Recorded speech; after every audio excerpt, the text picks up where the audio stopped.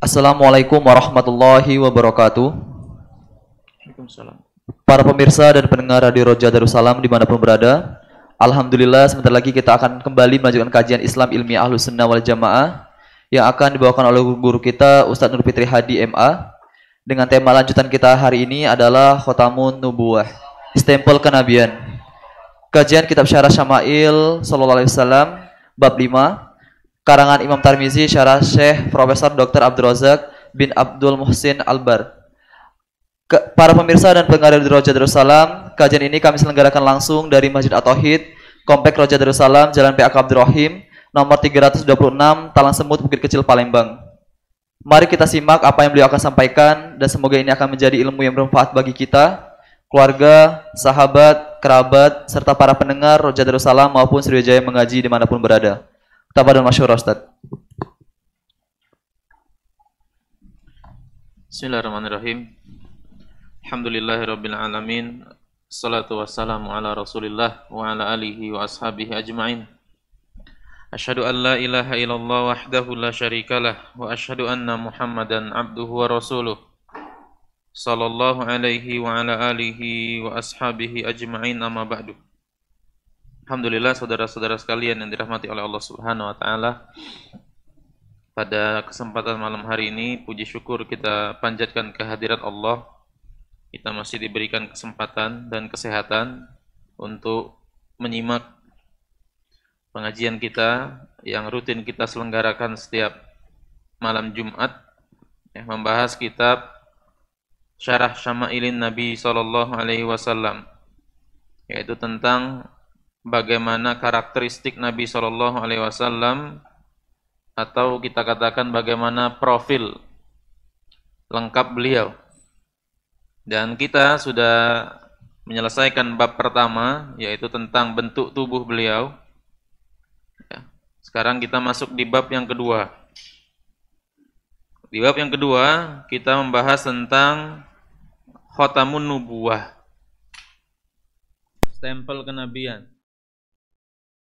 tentang salah satu ciri atau khosois beliau, karakteristik beliau yang hanya dimiliki oleh beliau, yaitu beliau memiliki tanda kenabian. Pembahasan tentang tanda kenabian ini sebenarnya merupakan bagian dari pembahasan kita sebelumnya, yaitu bentuk badan beliau. Karena tanda kenabian itu sendiri melekat pada badan beliau sallallahu alaihi wasallam. Dan tanda kenabian ini terletak di antara dua pundak beliau. Ya. Di antara dua pundak beliau, tidak persis di tengah tapi agak sedikit ke kiri. Pas di jantung. Ya, pas di jantung beliau sallallahu alaihi wasallam. Mengapa pas di jantung? Di antara hikmahnya para ulama menjelaskan agar setan tidak bisa menggoda beliau, ya, agar setan tidak menggoda beliau. Karena khotam itu artinya cincin, bisa kita artikan cincin, bisa kita artikan stempel. Karena zaman dulu stempel itu di cincin, cap. Kalau bahasa kita cap, apa bahasa kita? Cap, stempel. Stempel itu kalau kita kenal kan seperti ini sekarang. Pesan ke situ dekat Masjid Agung. Nah, kalau zaman Nabi SAW, stempel itu cincin, ya, dan disebut stempel karena dia menutup, mengakhiri, ya. Sebagaimana surat itu yang paling terakhir dilakukan pada surat adalah cap, ya. Dan Nabi SAW dibuatkan oleh Usama bin Zaid cincin yang bertulis Muhammad sallallahu alaihi wasallam atau Muhammad Rasulullah, ya. Tapi yang paling atas tulisannya Allah, Rasul Muhammad. Tapi itu intinya Muhammad Rasulullah. Jadi kalau Nabi ada surat, Nabi cap pakai cincinnya itu. Makanya khotam cincin sekaligus stempel. Nah, kenapa tadi kita kaitkan ini, diletakkan hikmahnya di agak sisi kiri bagian belakang tubuh beliau ini? Karena setelah distempel, jantung beliau ini tidak bisa lagi diganggu. Dan stempel atau khatamun nubuwah ini, tanda kenabian ini di pundak beliau, itu daging yang sedikit menonjol dibanding bagian punggung yang lain. Ada daging yang menonjol di punggung ini, di arah kiri sedikit, pasti jantung. Ya. Ini ulama khilaf kapan khatamun nubuwah ini ada, kapan Nabi itu distempel supaya jantungnya tidak diganggu lagi, tidak bisa diganggu, tidak bisa digoda lagi oleh setan. Sebagian ulama mengatakan ini bawaan lahir. Ya, pendapat pertama mengatakan stempel kenabian ketika Nabi lahir sudah ada stempel di situ. Pendapat yang kedua, pas lahir baru muncul stempel tadi. Ya. Pendapat ketiga, stempel kenabian ini ada ketika beliau umur 6 tahun. Saat beliau diasuh oleh Halimah. Ya, Halimah Sa'diyah. Diasuh di sana, kan Nabi itu sempat disusu ibunya, kemudian diasuh oleh ibu susunya, Halimah Sa'diyah. Ketika usia 2 tahun, Halimah ini pengen perpanjang masa penginapan Nabi SAW di kampung halaman dia, karena anak ini penuh berkah. Ya, anak bayi ini penuh berkah. Ontanya yang kendaraannya yang sudah lesu, kemudian ketika Nabi SAW ikut, jadi gagah, lebih cepat jalannya dibanding tunggangan-tunggangan yang lain. Ya. Kambing-kambing dia yang susunya mengering, tidak punya susu. Ketika Muhammad SAW diajak menginap di tempatnya, jadi penuh isi susunya. Sehingga Halimah merasakan anak ini memiliki tanda kebaikan luar biasa, keberkahan. Setelah 2 tahun diperpanjang lagi. Ya, kami perpanjang lagi, pengen anak ini tetap sama-sama kami. Sampai usia 6 tahun. Saat usia 6 tahun, Nabi Muhammad SAW lagi main-main sama temannya, ada orang datang. Itu Jibril. Ya. Ditangkap Nabi Muhammad, dibelah dadanya. Kawannya ketakutan semua. Ya. Teman-temannya nih ngelapor, Muhammad dibunuh. Ya, udah dong dibelah. Ya, Muhammad telah dibunuh. Dibersihkan oleh Jibril bagian kotor di jantungnya, di hatinya. Kalau kita bahasa kita di hati, di jantungnya itu. Qalb itu kan jantung bahasa Arabnya. Qalbun itu sebenarnya artinya jantung. Kalau hati itu kabidun. Cuman terlanjur gitu sudah nyebut itu hati sudah. Ya, aku boleh buat. Ya, seperti heart. Itu kan hati bahasa Arab, heart, hati bukan jantung. Tapi my heart misalnya, engkau hatiku, adalah jantung. Ya. Nah, kemudian dibersihkan, bagian sisi kotornya dibuang. Ini adalah setan kata Jibril, dibuang, dicuci pakai Zam-Zam, dimasukkan lagi. Nah, setelah itu distempel. Ya, muncul khatamun nubuwah. Kemudian pendapat yang keempat mengatakan khatamun nubuwah itu muncul saat beliau diangkat jadi rasul. Dari 4 pendapat ini, pendapat yang kuat adalah mengatakan bahwa stempel kenabian ini, khatamun nubuwah ini ada saat beliau berusia 6 tahun. Tadi yang kejadian tadi, setelah Jibril membelah dadanya, Halimah baru balikkan dia ke ibunya. Takut juga Halimah, ketempuan anak uang ini. Ya, kembalikan lagi ke kaum Quraisy.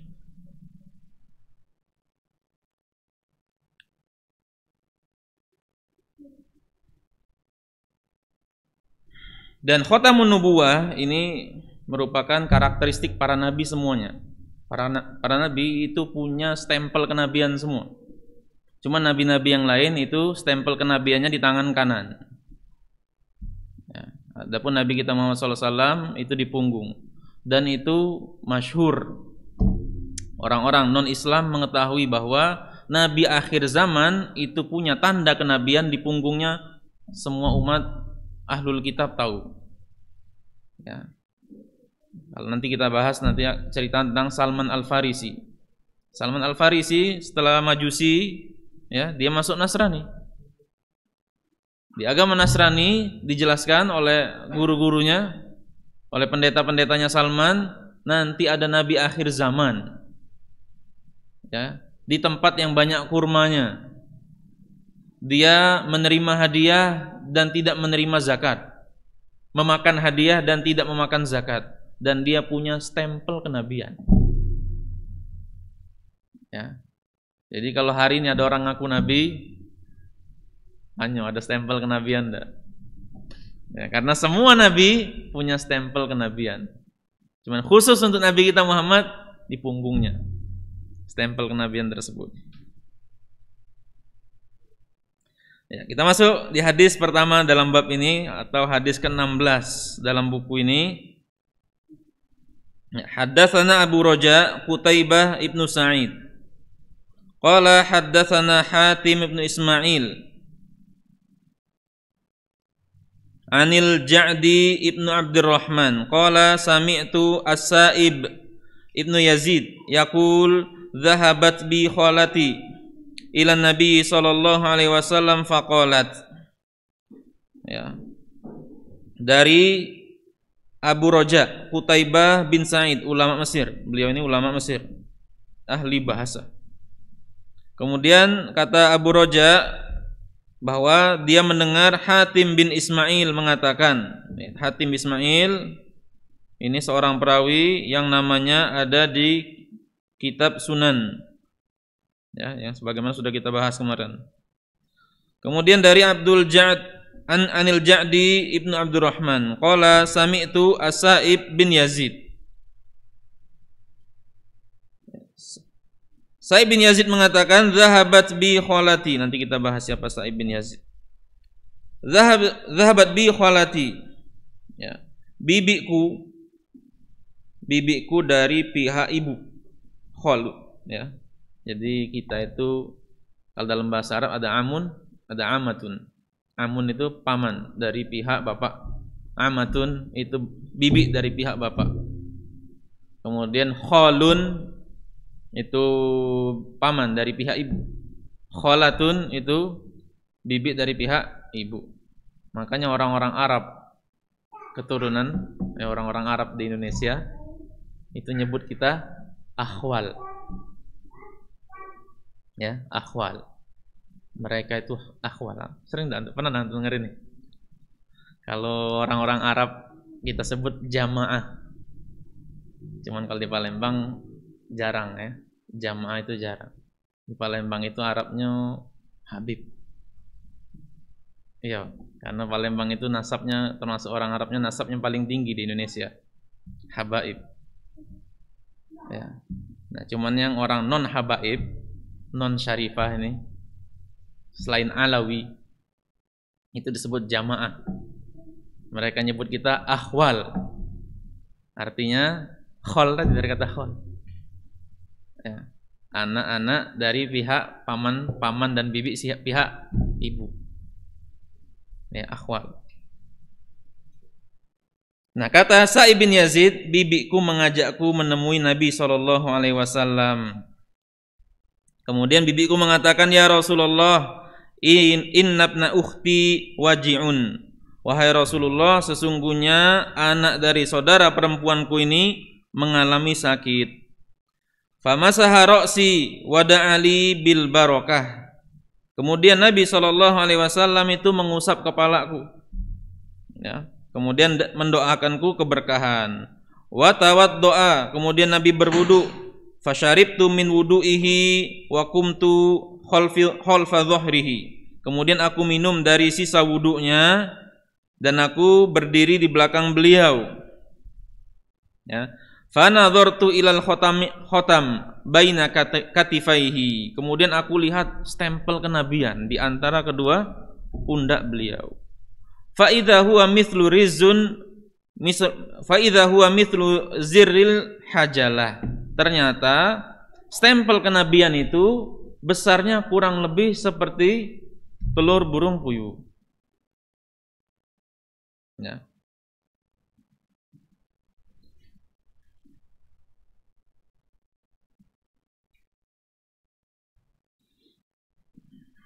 Nah, Sa'ib bin Yazid ini mengalami sakit, ya. Kata bibinya, ya Rasulullah, inna ibni ukhti waji'un. Wahai Rasulullah, sesungguhnya anak dari saudara perempuanku ini mengalami sakit. Diriwayatkan bahwa sakit yang diderita oleh Sa'ib bin Yazid ini di kaki. Ya. Kemudian Nabi SAW mengusap kepalanya. Ya. Artinya beliau meruqyahnya, kemudian diusap kepalanya. Dan ini merupakan bentuk kasih sayang Nabi SAW kepada anak-anak. Ya. Anak-anak itu kalau kita pegang-pegang kepalanya, kita usap-usap, senang dia. Dia yang takut sama kita tidak kenal, itu jadi tenang dia. Dan itu bentuk kelembutan beliau SAW. Ya, anak-anak, anak kecil itu tetap diperlakukan dengan baik, dengan ramah, dengan pergaulan yang bisa ditangkap oleh si anak. Ya. Nabi SAW tidak membentak anak-anak, ya, dipegang, ditegur baik-baik. Kemudian mendakwakanku dengan keberkahan. Dan berkah itu dari kata birkah. Ya. Dari kata birkah. Birkah itu artinya sumur. Ya, birkah itu artinya sumur. Kenapa filosofinya kata berkah dari sumur? Dan bahasa Arab itu ini menarik, sering saya ulangi. Bahasa Arab itu menyebut sesuatu dengan ada latar belakangnya. Ya. Seperti kalau nyebut buah salak, orang Arab itu fakihah thu'ban. Ya. Buah ular. Karena salak itu kan mirip kulit ular. Kulit salak itu mirip sisi ular. Kalau kita disebut salak. Kenapa disebut salak? Tidak tahu juga, ya. Ngapa? Karena tidak tahu kita. Filosofinya tidak ada kalau kita. Sumur, kenapa disebut sumur? Tidak tahu. Kita sepakat bahwa namanya sumur. Nah, kalau orang Arab nyebut sumur birkah, ada alasannya. Karena berkah itu ziyadatul khair, kebaikan yang bertambah atau langgengnya kebaikan. Ya. Dan sumur itu airnya langgeng. Di antara keajaiban ciptaan Allah itu sumur. Antum ambil airnya 10 tahun, semua itulah tingginya.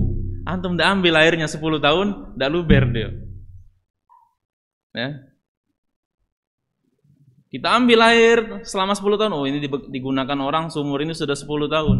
Dilihat airnya masih sama itulah. Tidak asat, tidak susut deh. Tidak diambil juga tidak luber.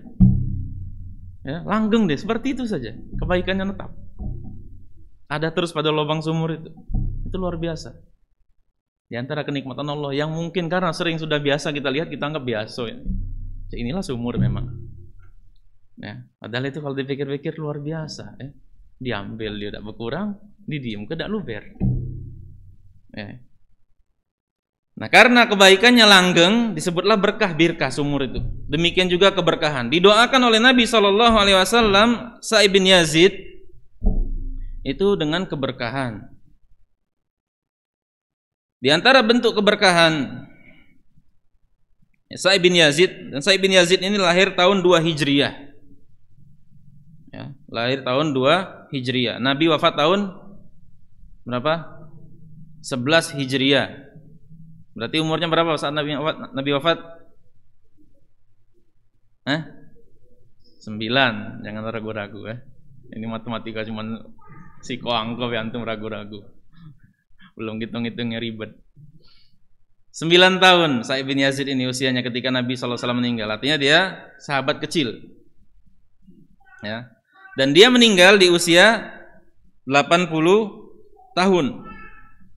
Ya. Ada yang mengatakan sampai 91 tahun usianya Sa'ib bin Yazid ini. Bahkan dalam riwayat lain mengatakan ada sampai 96 tahun Sa'ib bin Yazid. Dan kepala yang diusap oleh Nabi SAW, bagian rambut yang diusap Nabi ketika dia masih kecil sampai dia besar tidak jadi uban. Nah, rambut yang lain tidak kena usap, ubanan. Ya.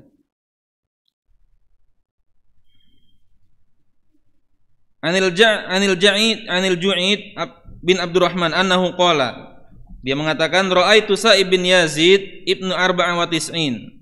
Aku melihat Sa'ib bin Yazid yang saat itu sudah berusia 94 tahun. Jaladan mu'tadilan, ya. Ternyata badannya masih kuat dan proporsional. Faqala qad alimtu ma muti'tu bihi sam'i wa basari illa bidu'ai Rasulillah sallallahu alaihi wasallam. Dan aku masih merasakan kenikmatan mataku memandang, masih jelas. Umur 96 tahun, 94 tahun, masih jelas mandang. Ya. Kemudian pendengaranku sama sekali tidak terganggu.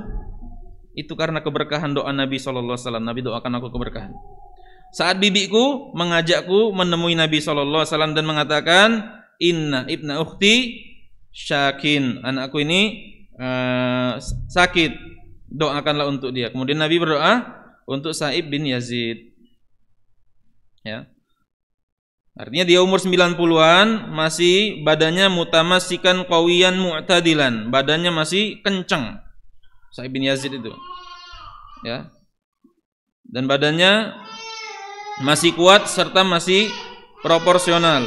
Wala yazalu yatamatta bisam'ihi wa basarihi. Dia masih merasakan kenikmatan dalam memandang, artinya belum terganggu pandangannya, dan juga masih merasakan pendengaran yang sangat jelas. Ini adalah berkah. Ya. Makanya kalau antum doakan teman antum, barakallahu fiik. Semoga keberkahan untukmu, semoga kebaikan yang ada padamu langgeng. Itu dihayati doa itu. Assalamualaikum warahmatullahi wabarakatuh. Keselamatan untukmu, rahmat Allah untukmu, keberkahan untukmu. Luar biasa. Diganti wong selamat pagi. Pagi itulah kau selamat. Maksudnya kan terbatas, maksud saya. Kan terbatas dia selamat pagi. Dia membatasi kebaikan di pagi ini. Karena diucapkan saat pagi maksud dia. Ya. Sementara salam keselamatan. Bahkan tafsir yang lebih bagus lagi, assalam di antara nama Allah. Semoga Allah bersamamu, rahmat Allah bersamamu, keberkahan Allah bersamamu. Luar biasa doa itu. Tahiyatul Islam. Ya, luar biasa agama kita ini. Doaku tidak tanggung-tanggung. Ya. Orang punya doa selamat pagi, selamat siang. Baik, doakan orang seperti itu. Selamat, cuman terbatas itu. Ya. Sapaan yang baik. Ada diajarkan oleh Islam sapaan, doa yang lebih sempurna lagi. Keberkahan. Artinya kebaikan. Dia ini orang yang dimanapun dia berada, berkah dia. Seperti kata Nabi Isa, waj'alni mubarakan aina ma kuntu. Dan Allah itu menjadikan aku ini orang yang berkah. Mubarak. Orang yang berkah namanya mubarak. Sifatnya berkah. Orang yang berkah namanya mubarak. Allah jadikan aku dimanapun berkah. Dimanapun aku ini bermanfaat. Dimanapun aku mengajarkan kebaikan. Itu Nabi Isa. Berkah. Ya. Sedangkan sumber keberkahan namanya tabarok. Jadi ada berkah, ada mubarak, ada tabarok. Berkah itu sifatnya, mubarak itu orangnya, tabarok itu sumber keberkahannya. Siapa? Allah Subhanahu wa taala. Makanya kita sering baca tabarakalladzi nazzalal kitab, tabarakalladzi nazzalal furqan, dan seterusnya. Tabarak, maha suci Allah. Jadi kalau kita memberi merek dagang, menamai anak kita dengan mubarak boleh. Nama anak, nama merek dagang, mubarak boleh. Berkah boleh. Tidak boleh tabarok. Ganti. Kalau ada nama merek dagang, nama orang tabarok, tidak boleh. sumber keberkahan, tidak boleh. Allah Subhanahu wa taala adalah sumber keberkahan.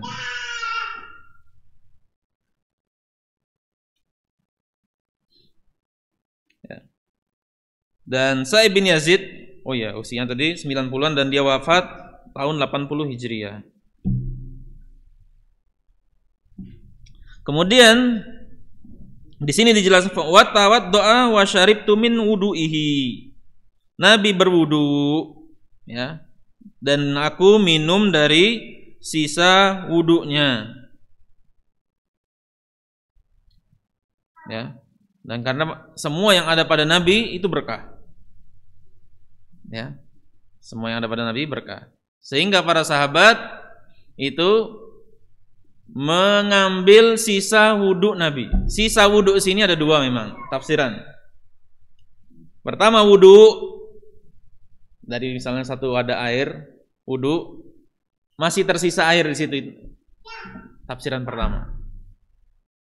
Tafsiran kedua, aku meminum dari sisa wudhu beliau, maksudnya air musta'mal. Ya, air musta'mal adalah air yang kalau kita pakai wudhu yang netesnya, nah. Namanya air musta'mal, bukan air yang kita kobok. Ya. Musta'mal artinya yang telah digunakan.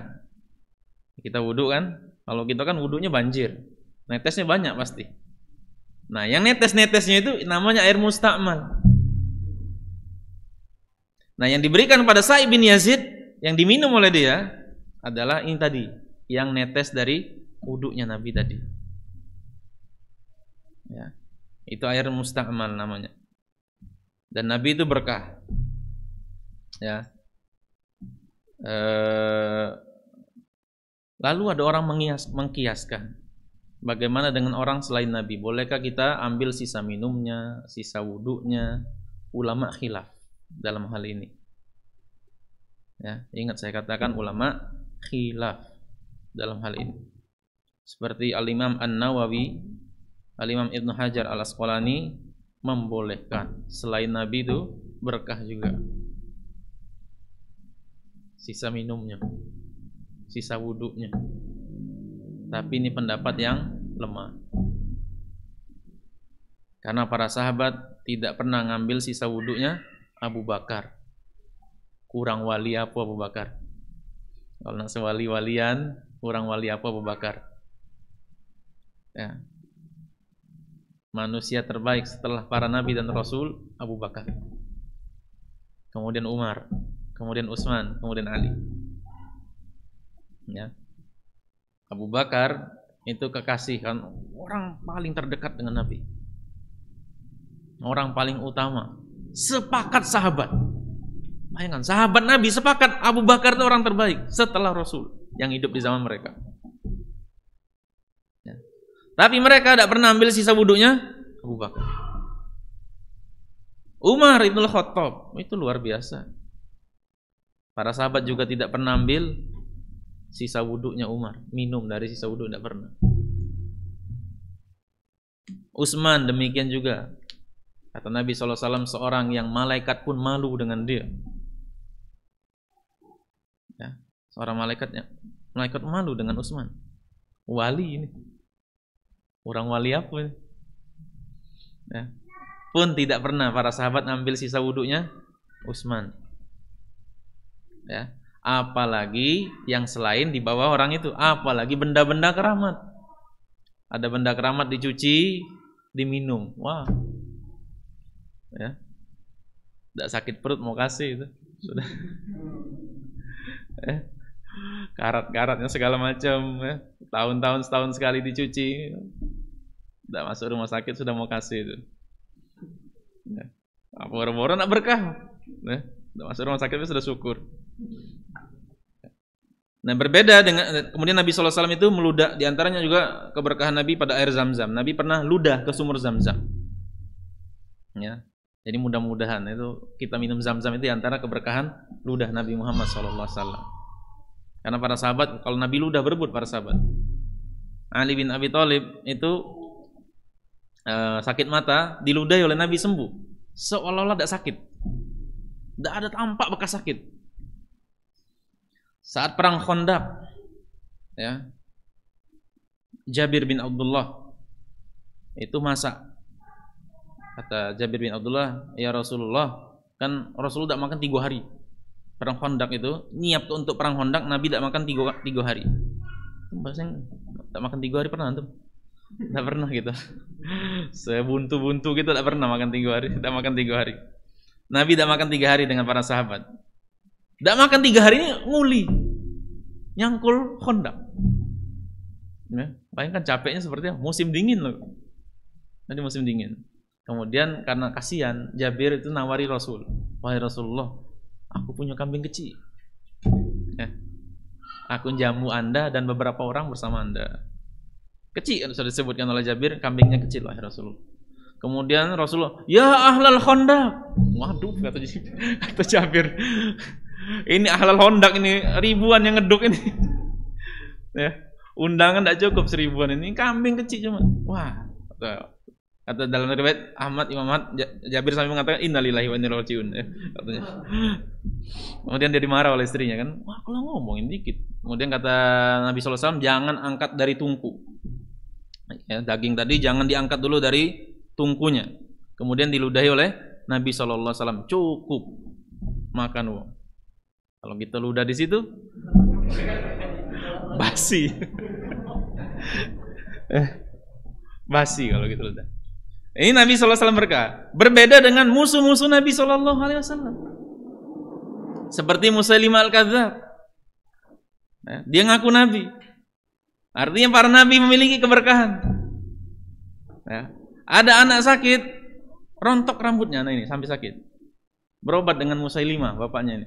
Didatangkan ke Musailimah, diusap oleh Musailimah, rontok kalau rambutnya habis. Bukannya malah sembuh, rontok semua. Kemudian orang mengadu kepada Musailimah, sumur kering. Kemudian diludahi oleh Musailimah, habis banyunya. Sumurnya belum kering, asat baru tinggal dikit saja airnya. Kemudian ngadu ke Musailimah, diludahi oleh Musailimah Al-Kadzdzab, malah kering. Ya, namanya orang tidak berkah. Nah, ini namanya air tadi musta'mal, ya, air musta'mal. Dan itu hanya kekhususan bagi Nabi sallallahu alaihi wasallam. Dan dalam mazhab Syafi'i, air musta'mal ini suci, tapi tidak mensucikan. Ya, air suci itu jangan antum kira dia bersih, suci, bukan, Mak. Suci itu maksudnya najis. Ya, suci itu tidak najis. Dalam mazhab Syafi'i, air musta'mal ini suci, tapi tidak bisa dipakai untuk wudhu lagi.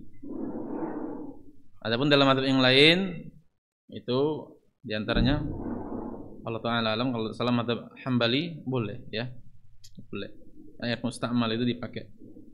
Dan banyak air-air yang suci tapi tidak mensucikan, seperti air kopi kan suci, ya, tidak najis. Air kopi kita minum tapi tidak bisa dipakai wudhu. Banyu kopi, banyu jamu tidak boleh pakai wudhu.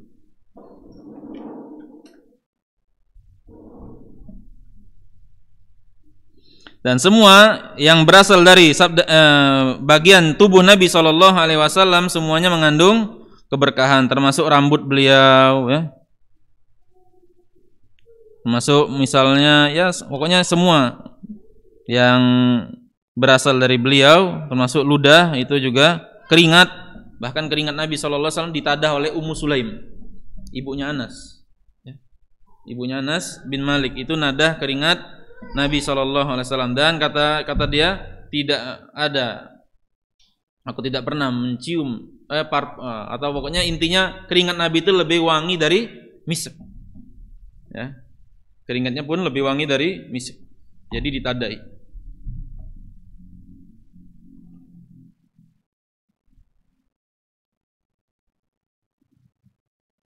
Nah, adapun sekarang orang-orang mengatakan ini ada peninggalan Nabi, pedang Nabi, baju Nabi, rambut Nabi, jubah Nabi, dan itu banyakan di Turki.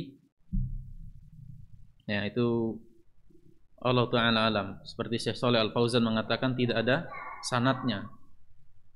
Tidak ada sanadnya bahwa pakaian ini yang bersambung, orang meriwayatkan turun-temurun ini dari Nabi. Tidak. Karena kita ketahui Turki Utsmani itu adalah sebuah kerajaan yang berdiri dengan manhaj sufiyah. Dan orang sufi seperti itu biasa mengklaim-klaim seperti itu, ini adalah sendalnya Nabi, ini rambutnya Nabi, walaupun tidak ada sanad yang jelas terhadap asal usul benda tersebut. Kemudian kata Sa'ib bin Yazid, wa qumtu khalfa dhahrihi, aku berdiri di belakang pundak Nabi sallallahu alaihi wasallam. Fa nadhartu ilal khatam baina katifaihi. Ya, kemudian aku melihat khatam ini ada di antara pundak beliau. Ya, punggung beliau di pundak di sebelah kiri, agak ke kiri. Fa idza huwa mislu zirril hajalah.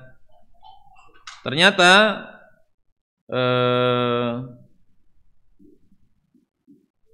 khotam tadi itu seperti besarnya telur burung merpati.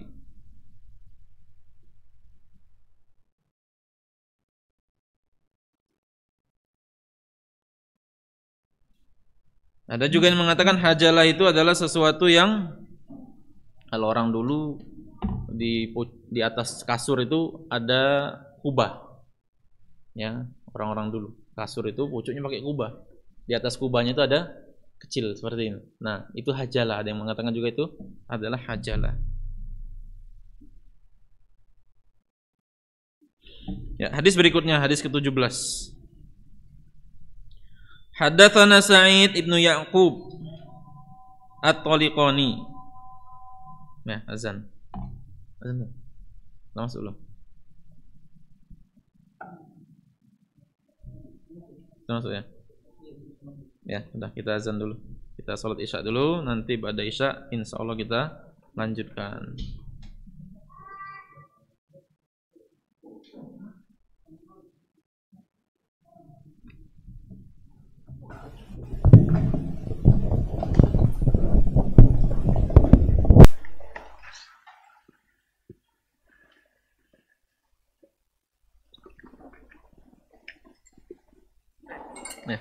Yalah, putih bin.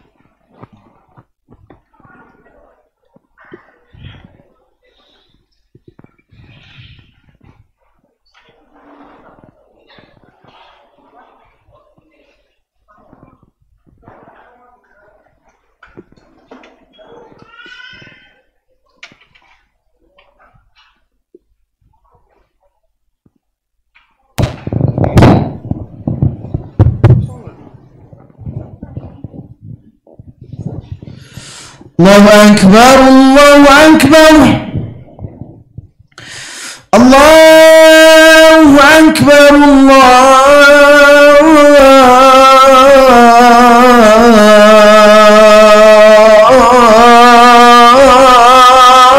الله أكبر أشهد أن لا إله إلا الله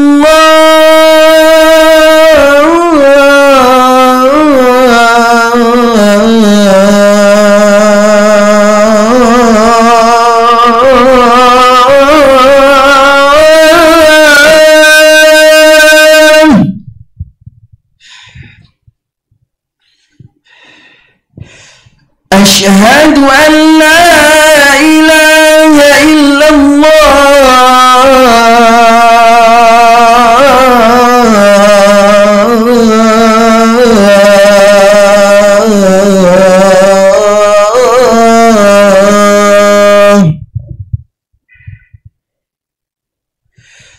أشهد أن محمدا رسول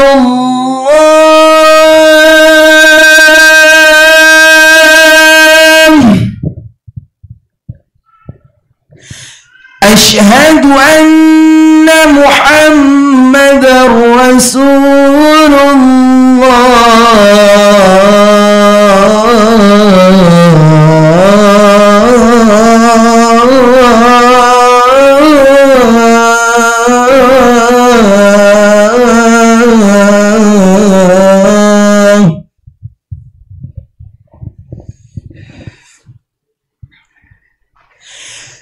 حي على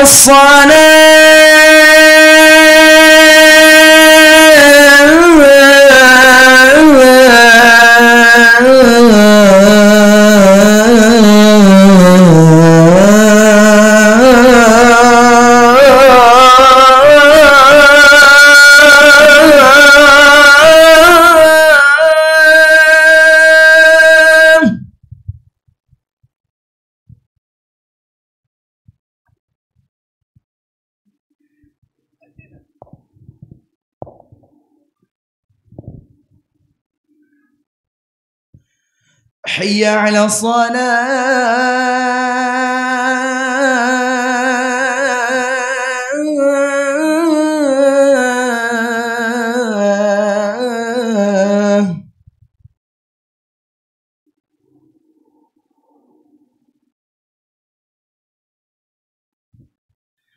حي على الفلاح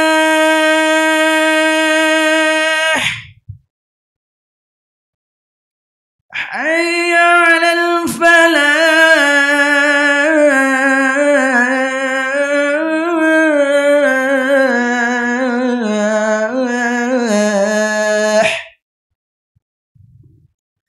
الله أكبر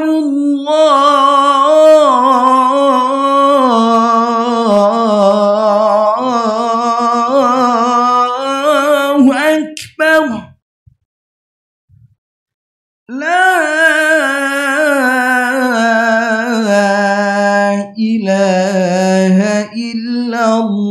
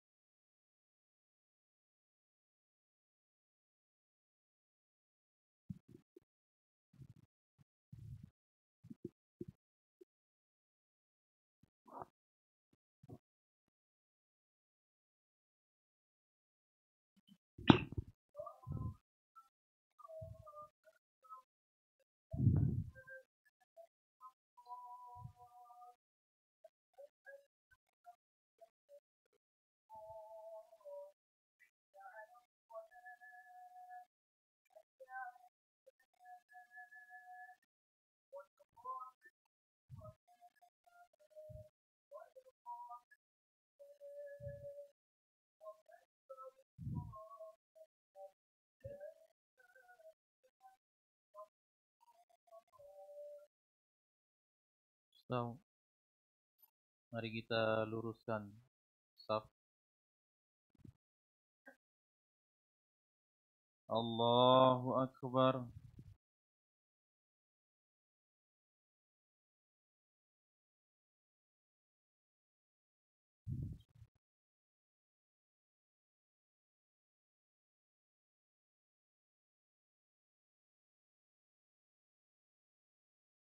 Alhamdulillahi Rabbil Alamin.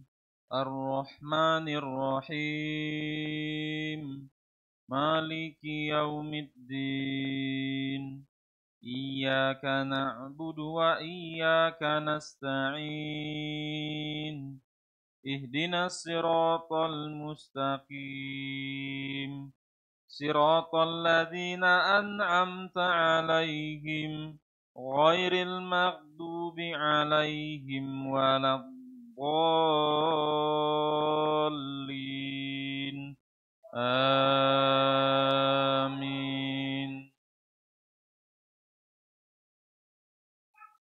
Yusabbihu lillahi ma fis samawati wa ma fil ardil malikil quddusil azizil hakim. Huwallazi ba'atha fil ummiyina rasulan minhum yatlu 'alaihim ayatihi wa yuzakkihim wa yu'allimuhumul kitaba wal hikmata wa in kanu min qablu lafi dhalalin mubin. Wa akharina minhum lamma yalhaqu bihim wa huwal azizul hakim. Dzalika fadlullahi yu'tihi man yasha'u wallahu dzul fadlil 'azim. Mathalul ladzina hummilut tawrata thumma lam yahmiluha kamathalil himari yahmilu asfara. Bi'sa mathalul qaumil ladzina kadzdzabu biayatillah. Wallahu la yahdil qaumadh dhalimin. Qul ya ayyuhalladzina hadu in za'amtum annakum awliya'u lillahi min dunin nas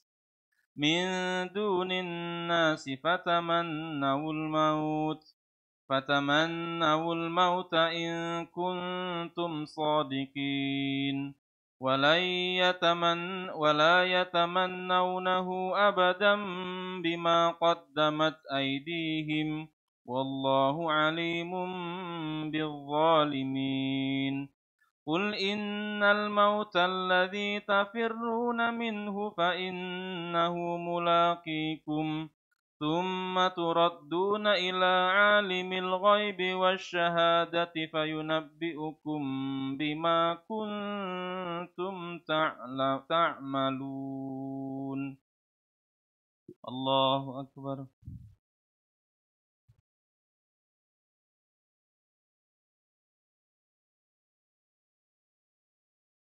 سمع الله لمن حمده.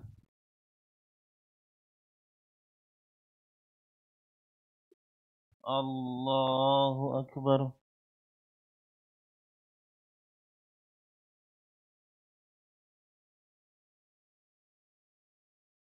Allahu Akbar.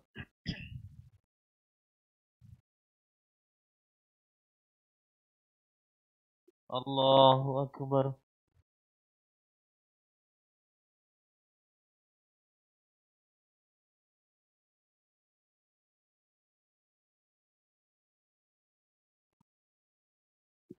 Allahu Akbar.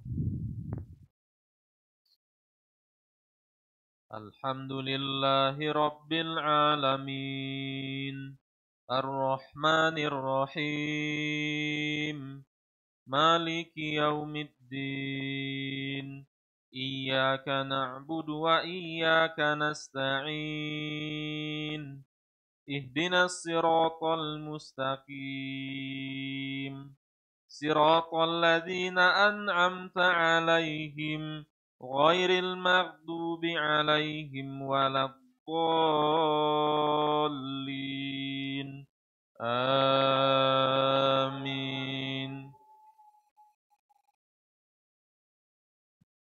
يا أيها الذين آمنوا إذا نودي للصلاة من يوم الجمعة فاسعوا إلى ذكر الله وذروا البيع ذلكم خير لكم إن كنتم تعلمون.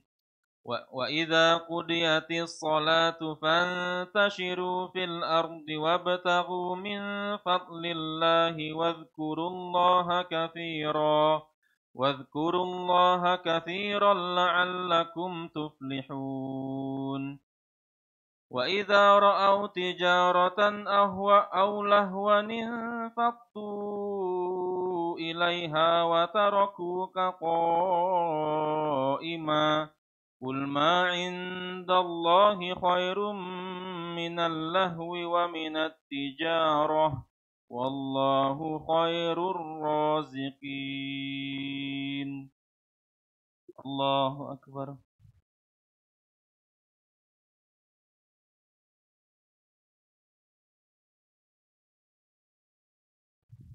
سمع الله لمن حمده.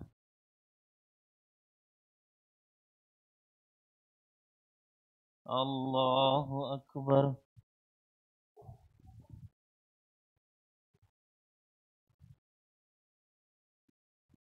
الله أكبر.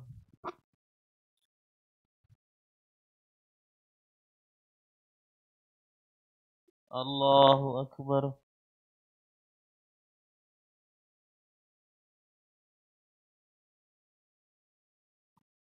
الله أكبر.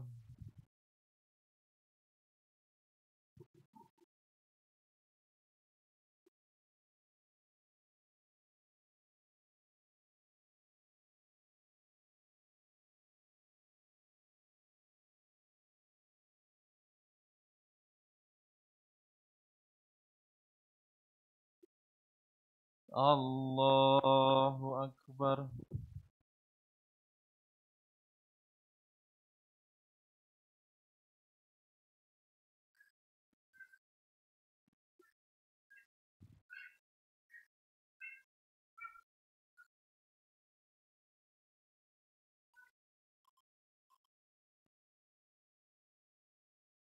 الله أكبر.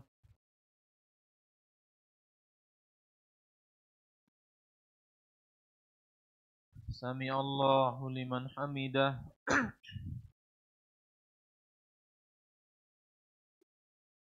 الله أكبر.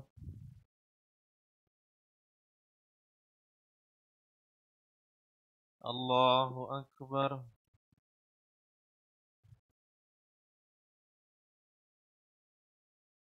الله أكبر.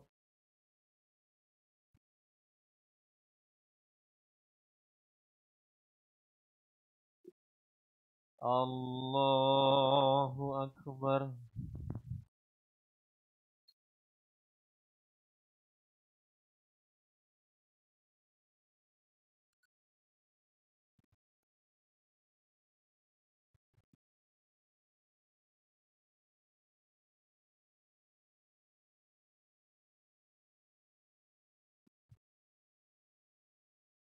الله أكبر.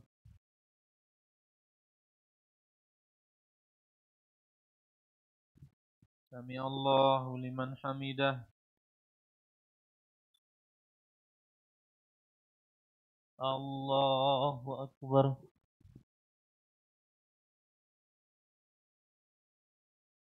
الله أكبر.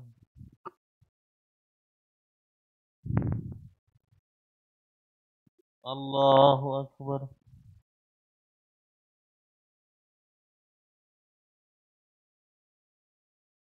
الله أكبر.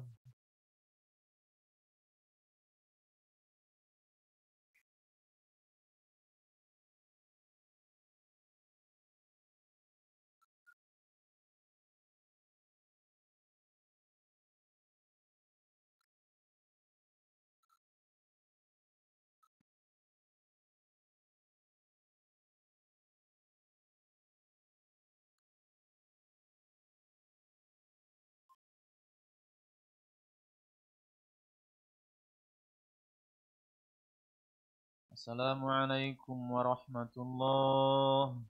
Assalamualaikum warahmatullahi.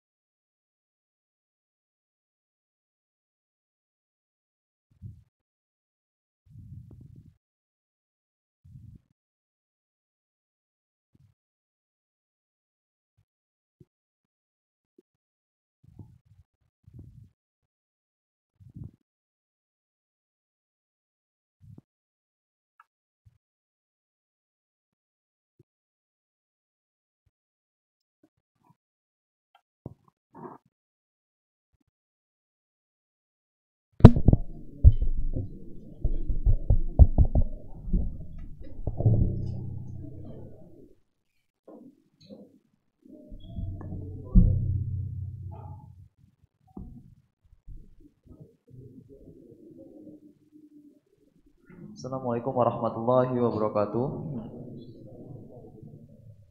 Alhamdulillah kita telah selesai melaksanakan sholat isya berjamaah.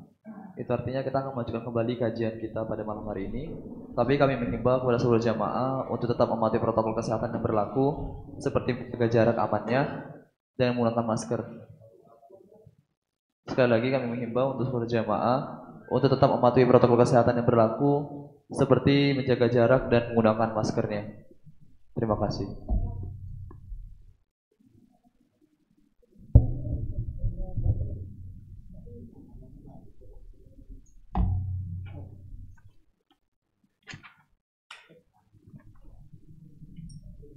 Bismillahirrahmanirrahim.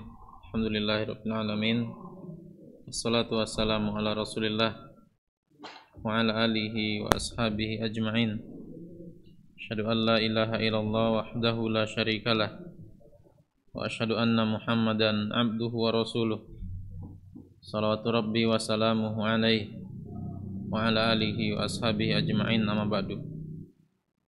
Kita lanjutkan pengajian kita, bahas kitab Syarah Syama'ilin Nabi sallallahu alaihi wasallam. Ya, sebelumnya saya ingin menegaskan kembali apa yang dikatakan oleh panitia, jaga jarak ya. Jaga jarak. Kalau sekiranya masih muda, masih kuat ya, 40 tahun ke bawah, jangan nyender. Ya.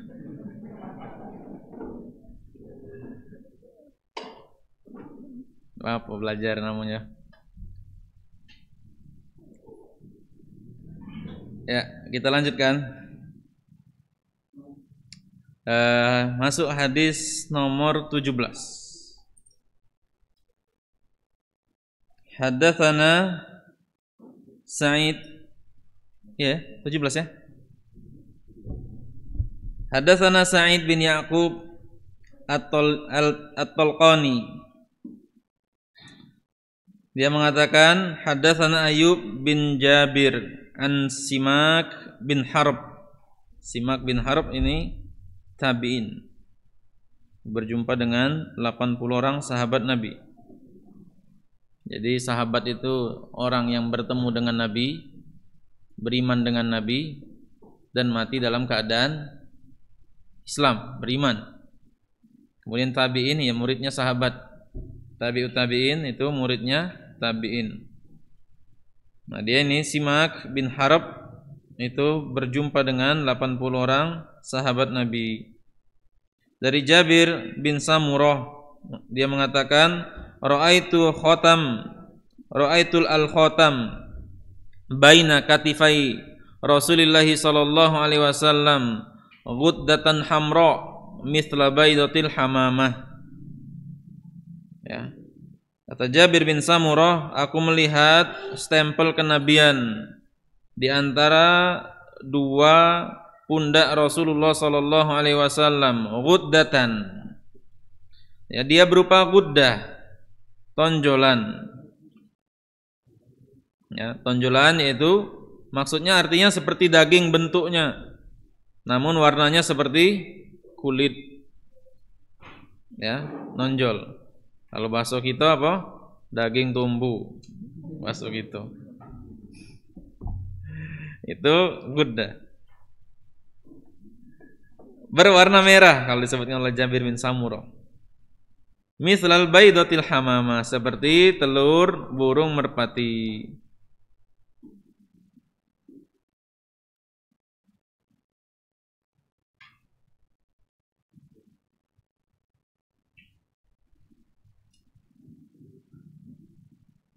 Ghuddah di sini jelaskan uqdatun fil jasad tadhharu bainal jild, ya. Sebuah tonjolan di jasad yang muncul di kulit. Ya tadi daging tumbuh bahasa gitu. Wa ma yudhkaru fi ba'di riwayat annahu syamatun sauda. Adapun yang disebutkan dalam beberapa riwayat bahwa ini merupakan seperti tai lalat, au syamatun khadra, atau berwarna kehijau-hijauan. Kan tai lalat kan ada yang hitam pekat, ada yang agak kehijau-hijauan. au nahwu dzalika kulluhu lam ta'ti bihi ahadits as-sahihah. Ya, riwayat-riwayat yang mengatakan bahwa stempel kenabian itu seperti tahi lalat, itu tidak ada dalil-dalil yang sahih.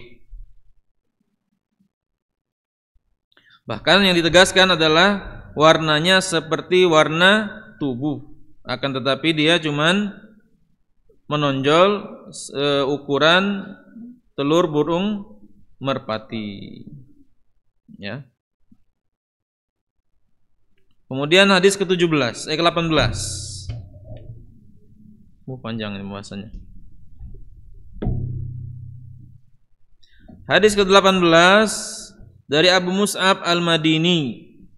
Qala haddatsana Yusuf bin Al-Majishun. Ya.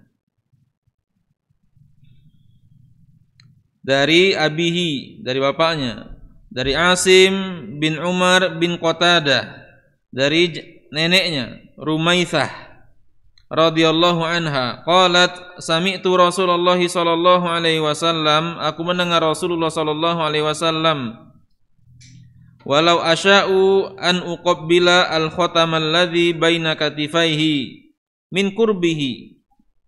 Kalau aku mau, ya kata Rumaitsah ini, aku bisa mencium stempel kenabian di antara kedua pundak beliau karena posisiku begitu dekat. La fa'altu, kalau aku mau bisa aku lakukan itu. Dekat sekali posisi aku dengan Nabi.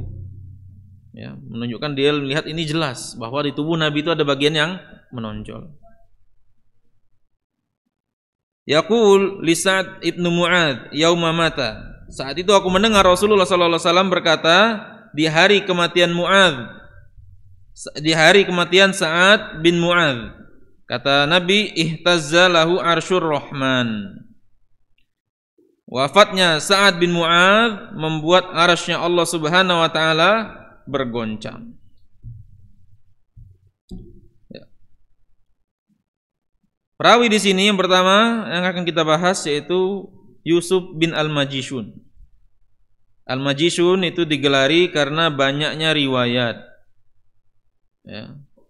Al-Majishun itu digelari, dia disebut demikian keluarganya, keluarga Al-Majishun. Artinya keluarganya ini keluarga yang soleh, ahlul ilmi, para ulama keluarganya.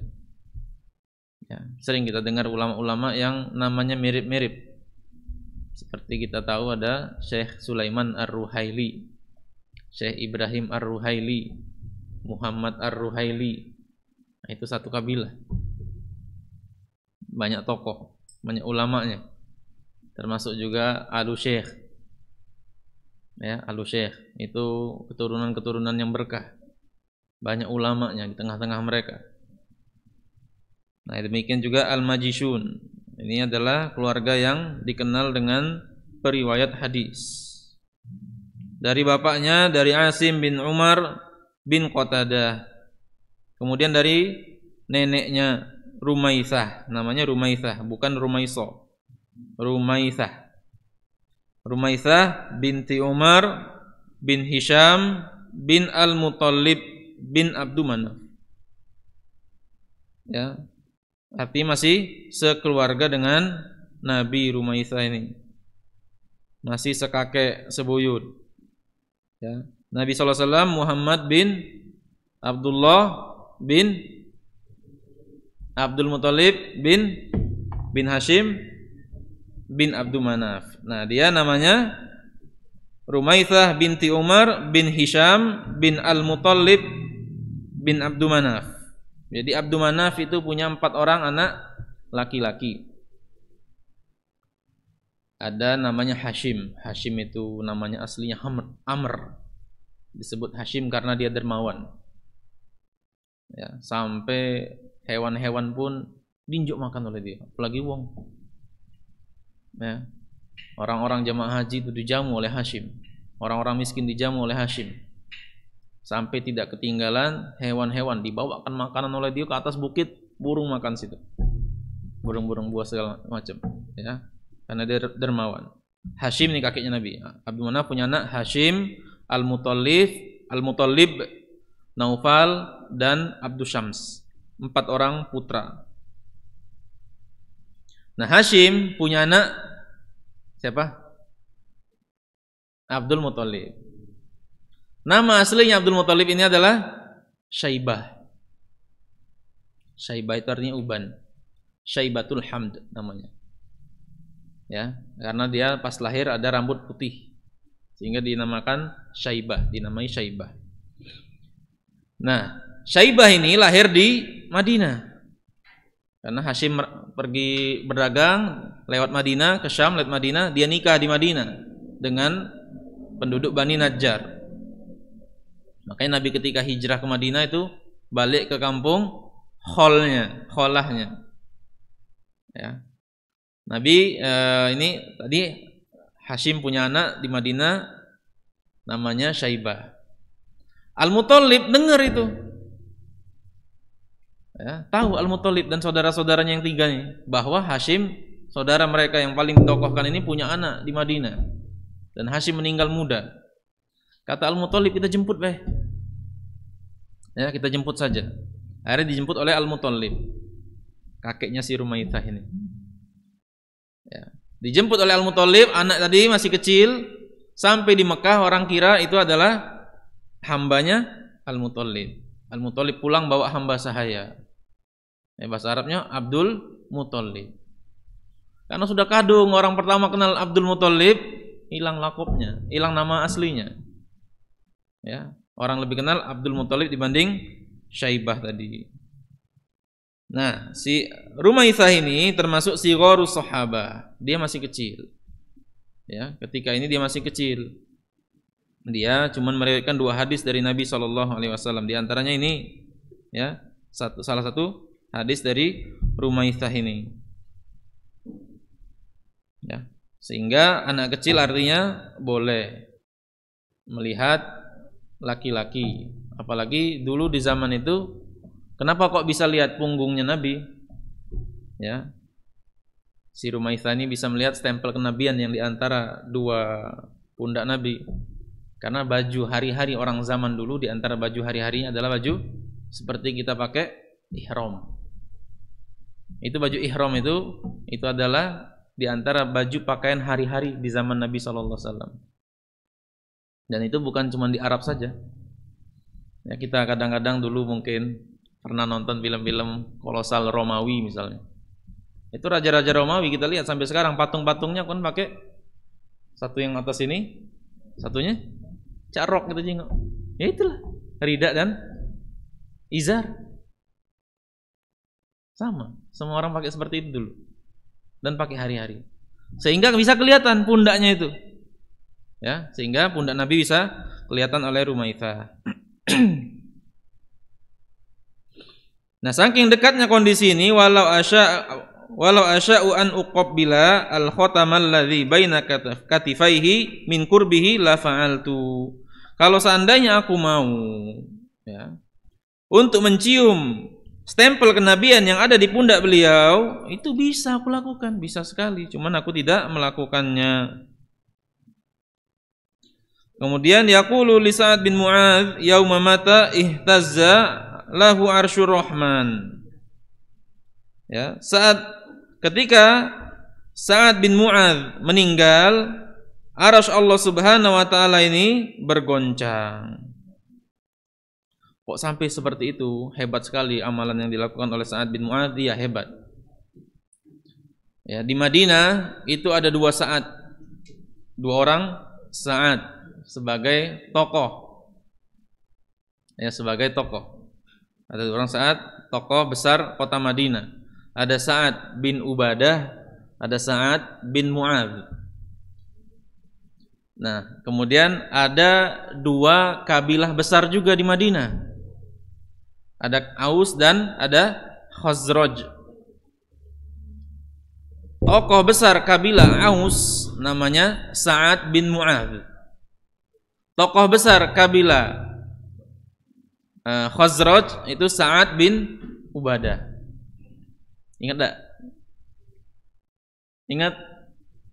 Siapa tokoh besar kabilah Aus? Sa'ad bin Mu'adz, ya. Sementara tokoh besar kabilah Khazraj Sa'ad bin Ubadah.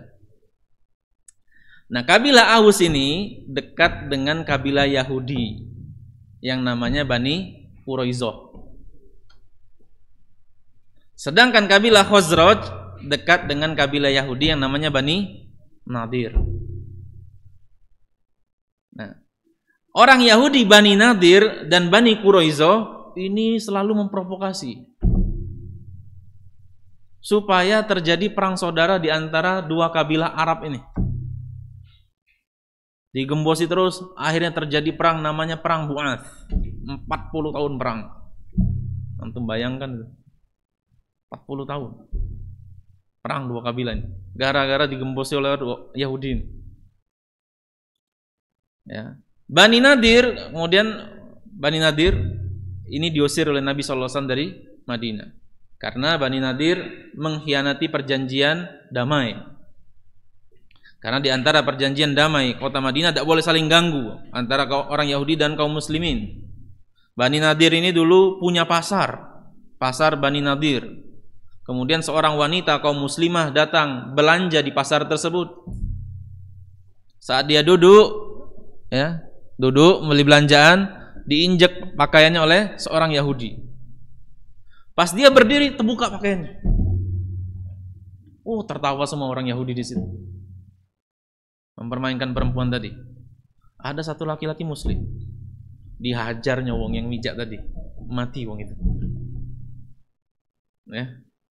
Oleh orang Yahudi dilihat. Ini bunuh orang Yahudi. Dikeroyoknya. Mati itu. Kaum muslimin tadi. Nabi marah. Ini membatalkan perjanjian damai. Tidak boleh saling ganggu, mereka ganggu. Ya, diusir oleh Nabi SAW. Diperangi pertama Nabi ngancam perang, mereka nantang. Ya, wahai Muhammad, kau itu berhadapan dengan orang Mekah. Ya, kau belum tahu hebatnya kami berperang. Ya, malah nantang deh. Didatangi oleh Nabi, ketakutan. Tidak jadi perang, diusir oleh Nabi keluar dari kota Madinah. Tinggallah Bani Quraizoh yang terakhir. Ya. Bani Quraizoh ini mereka ujung-ujungnya juga keluar dari kota Madinah. Ya. Mereka ini yang terakhir tinggal di kota Madinah, kabilah Yahudi terakhir di kota Madinah. Mereka melobi bekerja sama dengan Bani Nadir tadi, melobi orang-orang Mekah untuk nyerang kota Madinah. Padahal tidak boleh. Janji damai malah kerjasama dengan orang Mekah untuk nyerang kota Madinah. Datanglah pasukan Ahzab, di perang Ahzab atau perang Khandaq, pasukan besar, pasukan besar dari orang-orang musyrikin, orang Mekah, Bani Qatafan, kumpul semua sekutu, bersekutu mereka untuk memerangi Nabi SAW.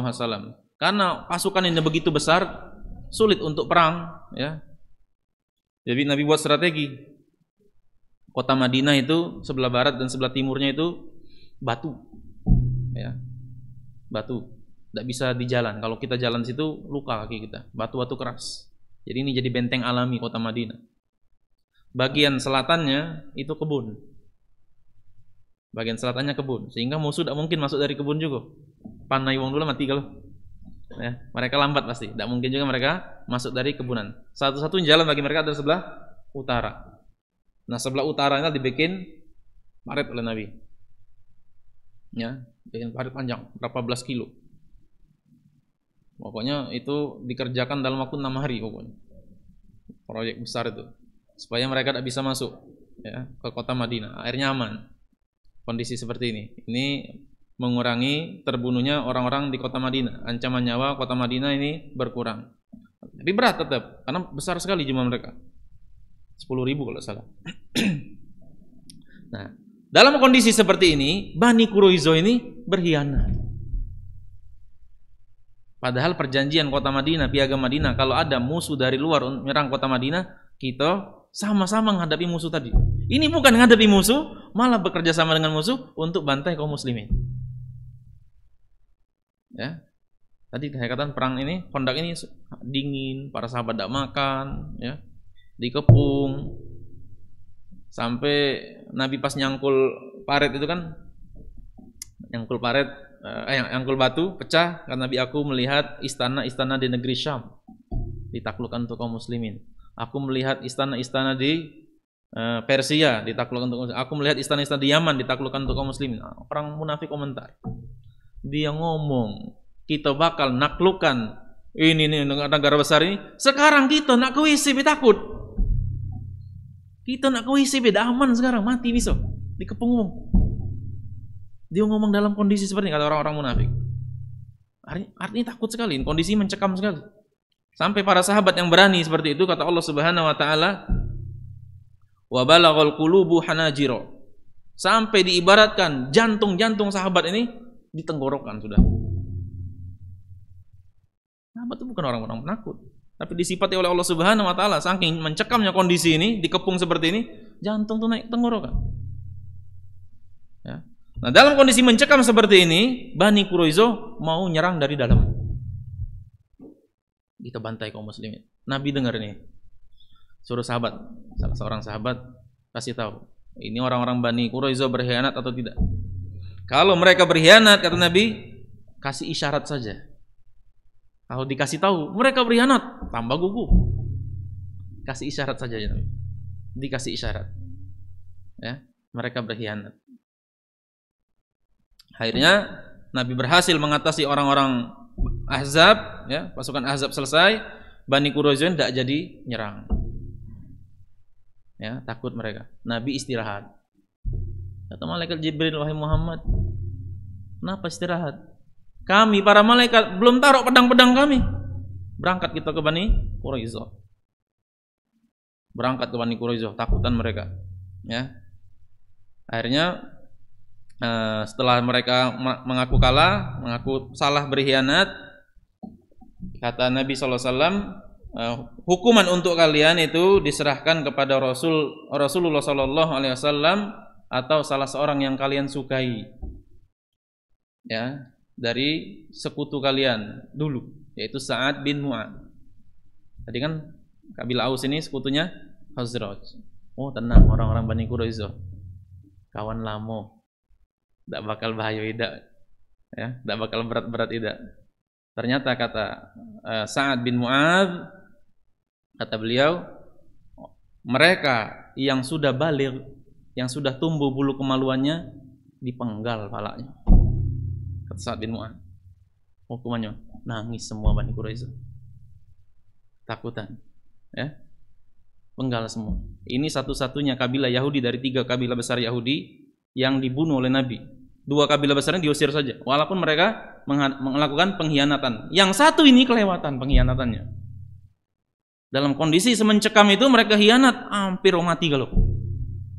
Sehingga Nabi putuskan, kata Nabi SAW, wahai Mu'ad, engkau telah berhukum dengan putusan Allah dan Rasulnya. Ya, akhirnya apa? Karena tadi kata Mu'ad, yang tumbuh bulu kemaluan dipenggal palanya, akhirnya dilakukan dipeloroti celananya. Ya. Dipeloroti celananya. Kalau yang tua-tua tidak perlu lagi dipeloroti, ya. Seumur-umur antum nikah, tidak perlu dipeloroti lagi, lah tahu. Yang dipeloroti ini masih anak-anak, masih amrod, masih remaja. Kalau tumbuh bulunya enggak. Yang sudah tua-tua ya sudah tidak usah dipeloroti, sudah terbukti ini balik. Dari sini keluar hukum fikih bahwa di antara tanda balik itu adanya bulu kemaluan. Jadi walaupun dia belum mimpi, tapi ada tumbuh bulu kemaluan, sudah balik. Kemudian boleh melihat kemaluan kalau ada kebutuhan, ya. Nah, dari sini kemudian Sa'ad bin Mu'ad yang terluka di perang Ahzab ini karena nadinya terluka, atau ada yang mengatakan pelipisnya terluka, kemana-mana, darahnya tidak berhenti, akhirnya meninggal. Ya, meninggal Sa'ad bin Mu'ad. Nah, ketika Abu Sa'id Al-Khudri menguburkan, menggali makamnya, kemudian Nabi gendong Sa'ad bin Mu'ad. Nabi kuburkan Sa'ad bin Mu'ad. Kemudian kata Nabi SAW, ihtazza arsyur rahman limauti Sa'ad bin Mu'ad. Ya, arsy Allah Subhanahu wa taala bergoncang karena wafatnya Sa'ad bin Mu'ad. Dan Sa'ad bin Mu'adz ini kepala kaumnya tadi, saat dia masuk Islam, satu kabilahnya masuk Islam semua. Dia Sayyidul Muta', seorang tokoh yang ditaati. Padahal masih muda. Dia masuk Islam umur 31 tahun, meninggal umur 37. 6 tahun masuk Islam, arsy Allah goncang, dia meninggal. Luar biasa amalannya. Ya. Saat dia masuk Islam, dia katakan kepada kaumnya, ya kaum, ya Bani Abdul Ashhal, masuk Islamlah kalian. Kalau sampai waktu asar tiba kalian tidak masuk Islam, aku tidak bakal ngomong sama kalian semua. Masuk Islam kalau. Satu kabilahnya, kecuali satu orang. Pas masuk, dia masuk Islam di perang Uhud. Itu luar biasa. Sa'ad bin Mu'adz. Ya. Nah, kenapa arsy Allah Subhanahu Wa Taala bergoncang? Dan arsy ini adalah ciptaan Allah yang paling besar.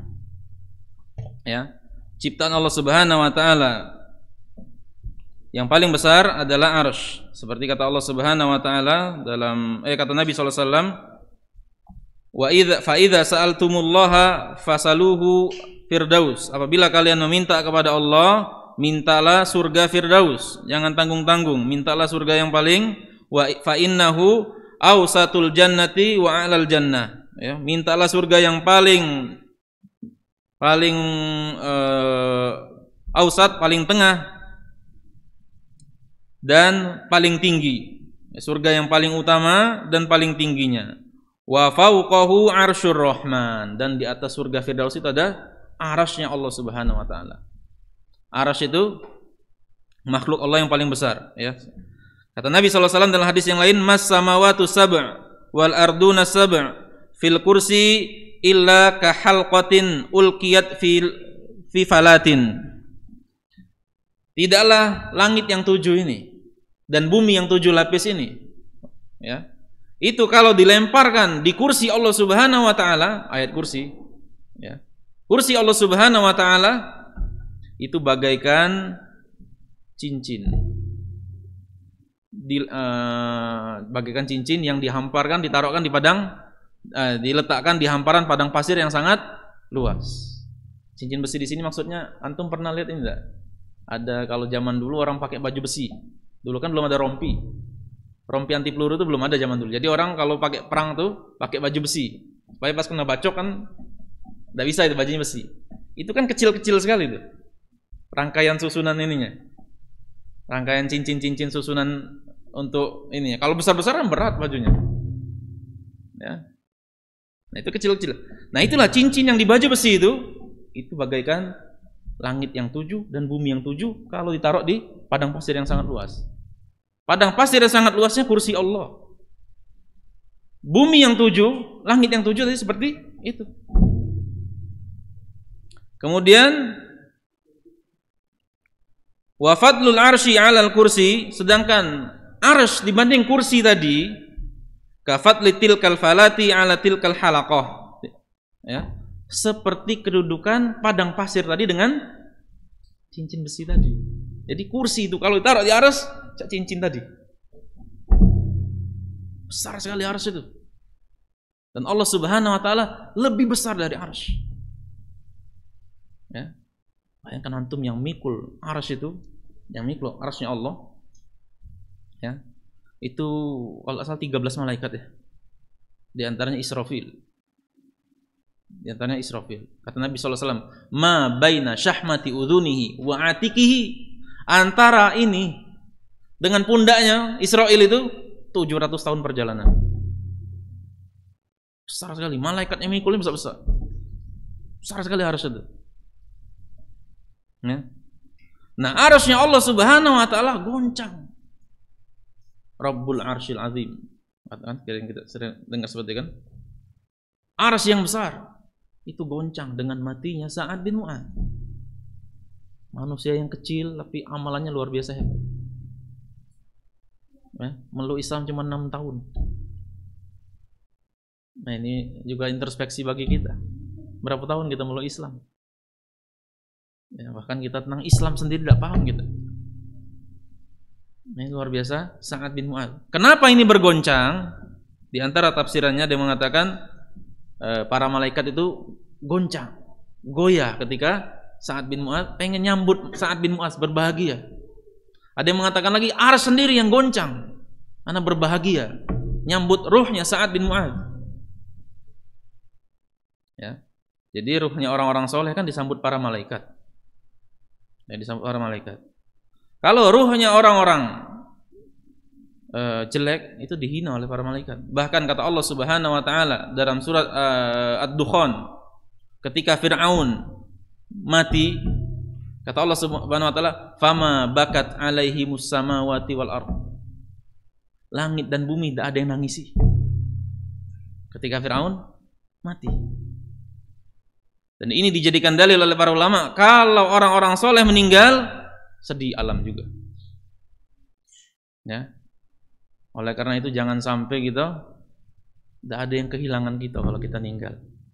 Bahkan tetangga kita tidak merasa kehilangan. Lebih buruk dari ini, orang bersyukur atas kematian kita. Alhamdulillah, mati juga deh. Lama nunggunya. Tak mati-mati. Ya. Seperti ada tokoh Mu'tazilah di zaman Imam Ahmad, Ibnu Abi Du'ad, Abdullah Ibnu Abi Du'ad. Ini bikin geger, ya, bikin geger. Paham Mu'tazilah beredar masuk kerajaan, ya. Gara-gara paham Mu'tazilah ini khalifah 3 orang, Al-Ma'mun, nah, Al-Mu'tasim sama Al-Wathiq, itu memaksakan akidah Mu'tazilah. Al-Quran itu makhluk. Siapa yang tidak nurut, ulama dibunuh, dipenjara, disiksa, gara-gara Abdullah Ibnu Abi Du'ad. Ketika Abdullah Ibnu Abi Du'ad meninggal, Imam Ahmad sujud syukur, ya. Karena tokoh kesesatan yang membawa kerusakan yang luar biasa ini meninggal. Di antara nikmat Allah Subhanahu wa taala, orang ini meninggal, sujud syukur Imam Ahmad. Ya. Artinya boleh, ya. Seandainya ada orang yang merusak, melakukan kerusakan, membawa pahaman yang sesat, membuat kegaduhan, kemudian kita sujud syukur atas kematian dia. Kira-kira kita nak siap untuk siapa ini? Siapa yang kita siap untuk sujud syukur? Ya. Itu jadi demikian keadaan Sa'ad bin Mu'adz, ya, dan arsy Allah Subhanahu wa taala. Artinya dia makhluk Allah Subhanahu wa taala yang paling luas, dan kita ahlu sunnah meyakini bahwa Allah Subhanahu wa taala tinggi di atas arasy-Nya. Ya, tinggi di atas arasy-Nya. Jadi Allah yang paling tinggi di antara semuanya. Tidak ada yang di bawah Allah. Allah yang paling besar, lebih besar dari arasy.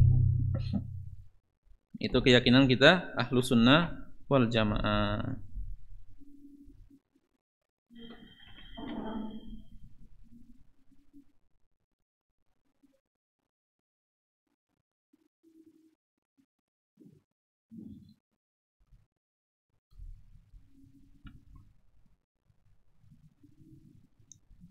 Ya, kita cukupkan saya sampai sini, ya. Jam 8. Atau ada yang ke-19 ini mirip, ya. Oh, hadis ke-19.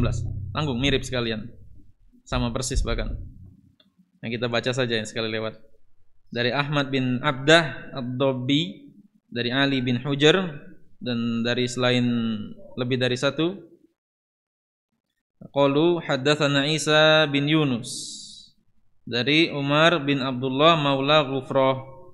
Dia mengatakan Ibrahim bin Muhammad dari anaknya Ali bin Abi Thalib, ya, cucunya Ali, Ibrahim bin Muhammad ini, karena Muhammad Al-Hanafiyah itu anaknya Ali, sebagaimana sudah kita bahas kemarin.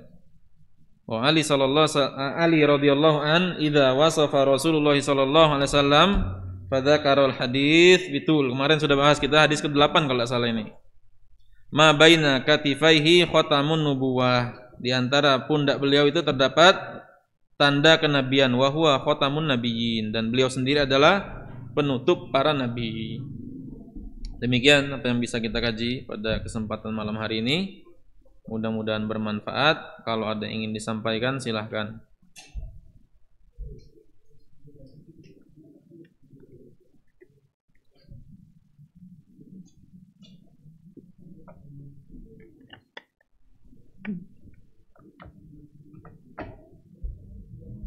syukran Ustaz atas materi yang telah disampaikan. Apakah dari jemaah ada yang ingin bertanya? Adakah yang bertanya dari jemaah?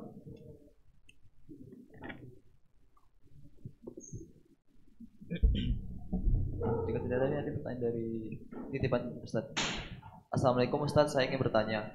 Apakah Rasulullah pernah membunuh orang di dalam perangnya? Siapa? Rasulullah pernah membunuh satu orang. Al-Walid bin Rabi'ah, siapa ya? Lupa saya, di perang Uhud.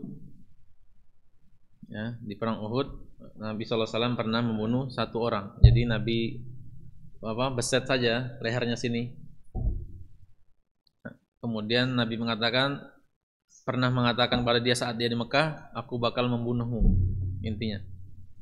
Dan dia gara-gara lecet di sini saja, dia yakin bakal mati. Karena katanya Muhammad tidak pernah bohong. Ya, walaupun ini cuma lecet, aku yakin aku bakal mati karena Muhammad tidak pernah bohong. Mati dia.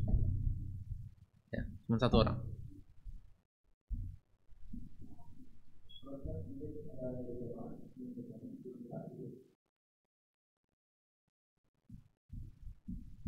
Ya.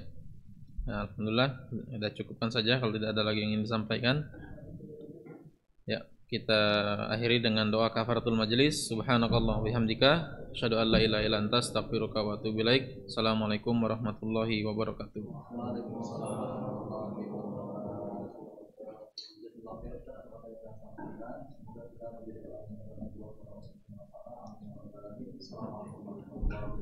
Waalaikumsalam.